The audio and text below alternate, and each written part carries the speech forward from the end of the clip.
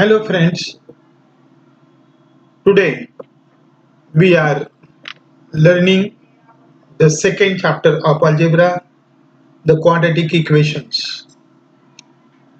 What is quadratic equation? First of all, the definition.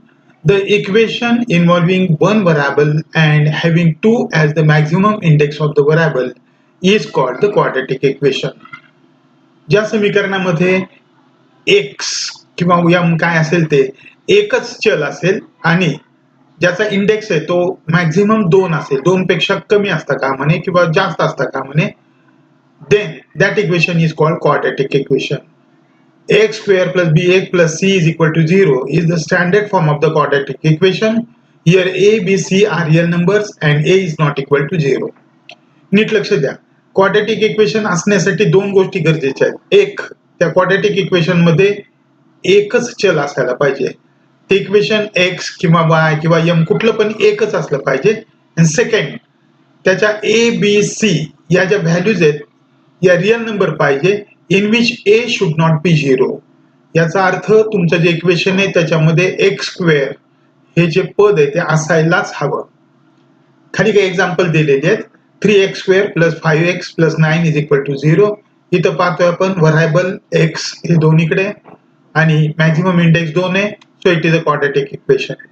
इथं पाहता x plus 2 and x plus 3 is equal to 0. If we solve this equation, जर आपण product केला तर x multiply by x काय येईल रे, x square plus x into 3 3x plus 2 into x 2x plus 2 3s are 6 is equal to 0. Therefore, we can write this equation as x square plus 3 plus 2 5 5x plus 6 is equal to 0. Hence it is a quadratic equation. इथं x हे एकमेव व्हरायबल आहे आणि 2 हे maximum index आहे. Similarly 6m square plus 8m is equal to 0. इथं m हे व्हरायबल आहे, मॅक्झिमम इंडेक्स 2 आहे. It is a quadratic equation. 5 square plus 3x, इथं तिसरं जे c पद आहे ते नाहीये, पण x हे चल आहे, तसंच इथं आपल्याला मॅक्झिमम इंडेक्स आहे तो 2 आहे. Therefore it is a quadratic equation. 2x square plus 7 यामध्ये सुद्धा x square आहे, so it is also quadratic equation. 3x square is equal to 0. इथं b आणि c हे दोन्ही टर्म्स नाहीयेत, still it is a quadratic equation. All these are the examples of the quadratic equation. Now see the following equation. 2x cube plus 5x plus 9 is equal to 0. Here you can see the maximum index is not 2. Here it is 3. Therefore, it is not the quadratic equation. 5x plus 3 is equal to 0. इथं जर पाहिलं तर आपण maximum index ही 1 आहे, या x च्या इथं 1 index आहे. Therefore, it is also not the quadratic equation. x square plus 3 upon x plus 7 is equal to 0. जर तुम्ही इथं प्रत्येकाला x ने मल्टिप्लाय केलं तर x square into x cube येईल. म्हणजे हे जर सिंपल केलं, सिम्प्लिफाय केलं तर x क्यूब येईल. Hence it is not a quadratic equation. 6x square plus 5y plus 1 is equal to 0. Here are two variables x and y. Both are different. Therefore, it is not a quadratic equation. इथे जर आपण हे solve केलं तर x into x square x cube येते, म्हणजे maximum index 3 होते. So it is also not the quadratic equation. All the above examples are not quadratic equation. आता तुम्हाला हे कळलं quadratic equation म्हणजे काय. ax square plus bx plus c is equal to 0. It is the standard form of the quadratic equation. Now what are the roots of quadratic equation? The values of the variable which satisfy the equation or the value for which both the sides of the equation are equal are called the solutions or roots of the equation. समजा आपण कोणतं एखादं example घेतलं आणि त्या example मध्ये हे पहिले एक्झाम्पल घेतलं 3x square plus 5x plus 9, यामध्ये x ची व्हॅल्यू कुठली एखादी अशी असेल की ज्यामुळे left and right side same होतील तर त्याला त्याचं रूट असं म्हणतो आपण, म्हणजे सोल्युशन. मराठीमध्ये त्याला आपण उकल असं म्हणतो. चला आता याच्यावर आधारित practice set 2.1. Question first, write any two quadratic equation. तुम्हाला कोणतीही दोन क्वाड्रॅटिक इक्वेशन लिहायची आहेत. काळजी घ्यायची, दोन्हीमध्ये व्हरायबल सेम आलं पाहिजे, चल आहे ते सारखं आलं पाहिजे, तर एक्स इकडे वाय असं चालणार नाही. आणि त्याची मॅक्झिमम इंडेक्स इथे असली पाहिजे 2. म्हणजेच 5x² + 3x + 7 = 0. हे इक्वेशन ax² + bx + c स्वरूपामध्ये 5, 3, 7 हा रिअल नंबर्स. सेकंड आपण घेतलंय 4x² - 5x + 5 = 0. कोणते एक्झाम्पल तुम्ही घेऊ शकता. Second, decide which of the following are quadratic equation. खाली काही इक्वेशन दिली, त्यातली क्वाड्रॅटिक कोणती ती पाहिजेत. इथं पाहता x² + 5x - 2. दोन गोष्टी पाहिजे आहेत. दोन्हीकडे व्हरायबल सेम आहे का आणि मॅक्झिमम इंडेक्स 2 आहे का. दोन्ही आहेत तिथं, so it is a quadratic equation. y² = 5y - 10. जर आपण हे स्टँडर्ड फॉर्म मध्ये मांडलं, हे जे राईट साइडचे ते लेफ्टला नेले, तर y² - 5y प्लस y चं -5y होईल, -10 चं +10 = 0. It is a quadratic equation. इथं मॅक्झिमम इंडेक्स 2 आहे. y² + 1/y = 2. आता जर आपल्याला हा डिनॉमिनेटर नको असेल, तर आपल्याला y ने मल्टिप्लाय करावं लागेल. इथं multiplying both side by y. इथं y ने मल्टिप्लाय केलं तर y³, इथं y ने मल्टिप्लाय केलं तर y कॅन्सल होतील आणि 1, आणि इथं 2y. म्हणजेच ते इक्वेशन y³ - 2y + 1 = 0. इथं मॅक्झिमम इंडेक्स 2 नाहीये, therefore it is not a quadratic equation. x + 1/x = -2. If we multiply each term by x, we get the solution equation like this. x² हा x × x x² + 1 इथं, आणि हा -2x इथं घेतल्यानंतर +2x आला. That means it is a quadratic equation. दोन bracket दिलेले आहेत. आपण जर सॉल्व्ह केले m × m, m², m × -5 -5m, 2 × m + 2m and 2 - 5 - 10. हे -5 मधून 2 गेले तर -3m येतील, and it is a quadratic equation. 6 example यामध्ये m³ + 3m² - 2 = 3m³. Take this 3m³ to the left side. हे +3 चं मायनस होईल, -3m³ + m³ + 3m² - 2 = 0. या -3 मधून +1 गेले तर -2 राहतील. Here you can see the maximum index is 3 and hence it is not a quadratic equation. इथं 2 असायला पाहिजे तरच होऊ शकतं ते.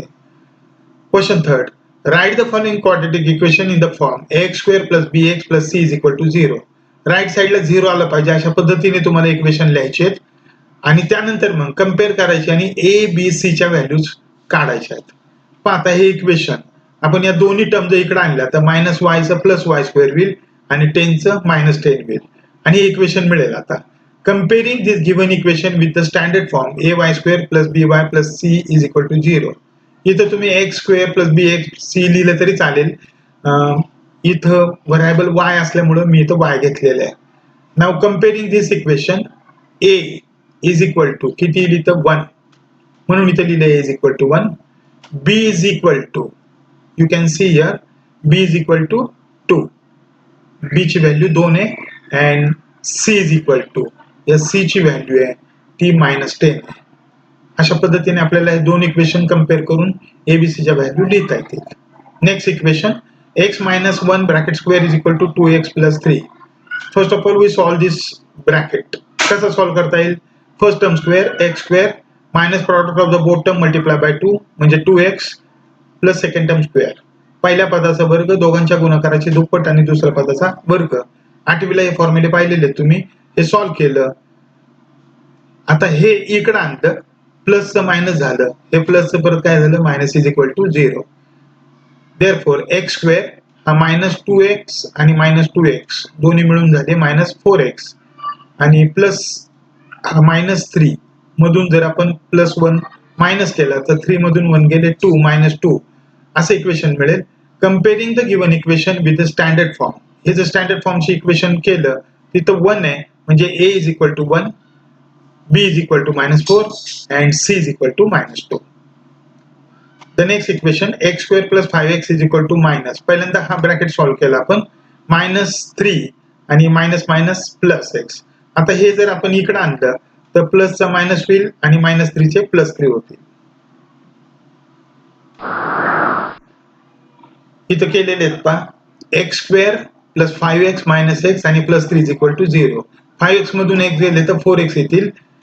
हे जे इक्वेशन आहे त्याला कंपॅरिझन केलं तर a = 1, b = 4 and c = 3. इथं लिहिले ABC च्या value 1, 4, 3. Fourth equation 3m² = 2m² - 9. हा 2m² इकडे आणा, मायनस होईल, +9 = 0. m² प्लस, इथं नीट लक्ष द्या, 3m मधून 2m गेले m², मधलं टर्म नाहीये म्हणून आपण इथे 0m असे इन्सर्ट केलेले घेतलेले ते +9 = 0.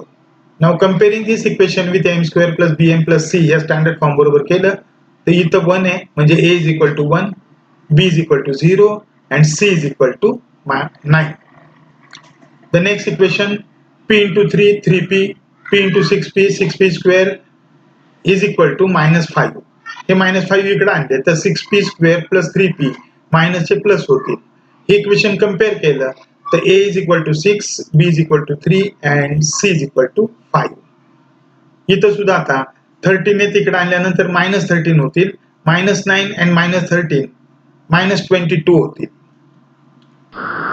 इथं मिडल टर्म नाहीये म्हणून आपण मिडल टर्म आहे ते किती घेतलं 0x -22 = 0. Again comparing the equation with the x² + bx + c, we get a = 1, b = 0 and c = -22. Question 4. Determine whether the values given against each of the quadratic equation are the roots of the quadratic equation or not. हे equation दिलेले त्याच्या समोर दोन values दिलेल्या आहेत 1 आणि -1. या values त्याच्या रूट्स आहेत का तपासायचं आहे. म्हणजेच काय रे, x = 1 भरायचं एकदा आणि डावी आणि उजवी बाजू सारखी येते का, राईट हँड लेफ्ट हँड सारखी येते का बघायची. त्यानंतर -1 भरायचं आणि परत लेफ्ट राईट सारखी येते का पाहिजे. पहिल्यांदा सबस्टिट्यूटिंग x = 1, पहिली व्हॅल्यू घेतली आपण 1. इथं जिथं x आहे तिथं 1 आणि इथं 1 जर भरला आपण तर 1² + 4 × 1 - 5. 1 चा स्क्वेअर 1, 4 × 1 4 -5. आता 1 + 4 5 येतो, 5 - 5 0. इथं पाहताय राईट साइड त्याची 0 आहे. That means left hand side = right hand side, डावी बाजू बरोबर उजवी बाजू, and therefore x = 1 is the root of the given quadratic equation. म्हणून असं म्हणू आपण x = 1 ही त्याची उकल आहे. आता -1 घ्यायचं. सबस्टिट्यूटिंग x = -1, जिथं जिथं 1 आले तिथं आपण -1 भरले. -1² 4 × -1 -5. तुम्हाला माहिती आहे कोणत्याही मायनसचा स्क्वेअर प्लस होतो म्हणजे इथं +1 येईल. 4 × -1 -4 and -5. 4 आणि -5 -9 होतील. -9 मधून जर 1 गेला तर -8 येतील. इथं राईट हँड साइड 0 यायला पाहिजे पण तशी आलेली नाहीये. Therefore left hand side is not equal to, हे इक्वलचं साइन आहे त्याला काट मारले, not equal to right hand side, and therefore x = -1 is not the root of the given quadratic equation. Second example यातलं 2m² - 5m = 0 and the roots are given 2 and 5/2. पहिल्यांदा 2 route आहे का पाहायचंय. जिथं m आले तिथं 2 व्हॅल्यू भरू. Substituting m = 2. 2m च्या ठिकाणी 2 भरला, 2² - 5 × 2. 2 चा स्क्वेअर किती येतो 4. 4 × 2 8. 8 - 5 × 2 10. इथं 10 मधून 8 मायनस करायचे, -2 येतील. राईट हँड साइड 0 इथं 0 आली पाहिजे पण इथं किती आली आहे -2. That means left hand side is not equal to right hand side. डावी बाजू आणि उजवी बाजू सारखी नाहीये and therefore m = 2 is not the root of the given quadratic equation. Now we are putting the second value 5/2. Now substituting m = 5/2, you can see left hand side 2 multiplied by 5/2 by bracket square minus 5 multiplied by 5/2. 2 multiplied by 5 चा square 25 आणि 2 चा square येतो 4. इथं 5 × 5 25 वर येतील आणि खाली 2. आता इथं जर तुम्ही डिवाइड केलं, भाग दिला, बेक बे आणि बे दुने 4, तर इथे येईल 25/2. That means 25/2 - 25/2. कोणत्याही संख्येतून ती संख्या वजा केली तर आन्सर 0 येतं. म्हणजे इथं 0 आलेली आहे, राईट साइड आलेली आहे, and therefore m is equal to 5/2 is the root of the given quadratic equation. किती सोपे आहेत पहा. दिलेल्या किमती आहेत त्या फक्त भरायच्या आहेत तुम्हाला आणि left hand side right hand side same आहे का पाहायचंय. असे क्वेश्चन तुम्हाला 2 मार्कासाठी विचारले जातात बोर्डाला. हा 5वा आणि 6वा प्रश्न नीट लक्षात घ्या. If x is equal to 3 is one root of the equation kx square minus 10x plus 3 is equal to 0, find the value of k. पण आपल्याला काय दिलंय, x is equal to 3 is the root of the given equation. ह्याचं route आहे. याचा अर्थ काय रे, if we put the value of the x is equal to 3, our left hand side right hand side should be equal. Therefore substituting x is equal to 3 in the given equation, जिथं जिथं x आलेले तिथं आपण या दोन ठिकाणी 3 value भरली. इथं दिसते पहा 3 व्हॅल्यू भरली. k multiply by 9k, 10 into 3 30 आणि इथं किती 3, -30 मधून 3 गेले तर किती उरतील -27. हे -27 इकडे आणलं तर 9k is equal to 27. हा 9 इकडे डिवाइड केला, 9 याला भाग दिला तर 9 त्रिक 27. k ची व्हॅल्यू किती येईल 3. सिंपल एकदम. Next, one of the roots of the quadratic equation 5m square plus 2m plus k is equal to 0 is -7/5. ह्याचं रूट -7/5 आहे म्हणजे m ची व्हॅल्यू दिलेली आहे तुम्हाला -7/5. ती जर इथं सबस्टिट्यूट केली तर k ची व्हॅल्यू मिळेल. खाली दिले पहा -7/5 is the root of the quadratic equation 5m square plus 2m plus k is equal to 0. Therefore substitute. तुम्हाला इथं fill in the blanks भरायला सांगितलेले आहेत, मी त्या रेड इंकने दाखवलेले आहेत. Therefore m is equal to काय भरायचं आपल्याला -7/5 in the given quadratic equation. पहा इथं हे जे m स्क्वेअर आणि m या दोन ठिकाणी आपण इथं -7/5 या व्हॅल्यू सबस्टिट्यूट केल्यात. आता याचा स्क्वेअर केला तर प्लस येईल 49/5 आणि यांचा प्रॉडक्ट केला तर -14 येईल. Here I have given 49/5 plus -14/5 plus k is equal to 0. If you subtract the -14 from 49, you get the 35. 49 मधून 14 वजा केले तर 35 राहतात आणि खाली 5 एकदाच येतील. आता जर 5 ने आपण या 35 ला डिवाइड केलं तर 5 7 35. 7 plus k is equal to 0. We have to find the value of k. Therefore, if we bring this 7 to right hand side, k is equal to -7. It is the final value. Here 2.1 is finished. Next lecture मी लगेचच उद्या घेईन. नवीन तुमची जी वही आहे अल्जेब्राची त्यात first chapter पण केलेला आहे. सेकंड लगेच त्याच्यात तिथंच लिहून घ्या. तुमचे प्रॉब्लेम सेट मी ओळीने कंटिन्यू करेल क्लास सुरू झाल्यानंतर. त्यामुळं हा घ्यायचा, आधीचा पहिला चॅप्टर आहे तो पुन्हा एकदा वाचून काढा. Always be contact with me and with your study. Take care. Have a nice day.